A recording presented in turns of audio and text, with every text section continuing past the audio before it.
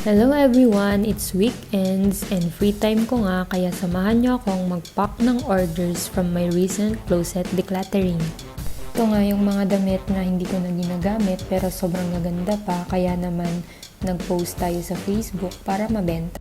So ito nga yung mga kailangan natin sa pagpapack: plastic, sticky notes, and ballpen. And syempre kailangan din natin yung list ng orders.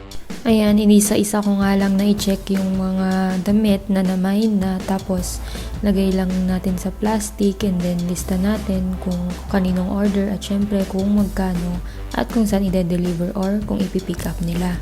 Lahat nga ng miners natin ay baga-bagayan niya, so karamihan ay nag-pick up lang. So ngayon nga lang ulit ako nagkaroon ng time magbenta ng mga damit online. Sa panahon ngayon, isa nga sa mga pinakamagandang way para magkaroon ng extra income ay yung pagbebenta ng mga kung ano-ano online. Yung iba nga, ginagawa na rin full-time yung pagbebenta nila.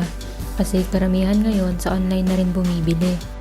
So, eto na nga yung mga orders natin. And syempre, thank you so much po sa lahat ng ating miners. Sana po ay mabigyan nyo ng second life ang aking mga well-loved, pre-loved clothes. And syempre, after ng packing, nag-deliver na tayo. Hindi ko na nag-videohan ng buo, kaya ito na lang. Ayan lang po. Thank you for watching. Bye!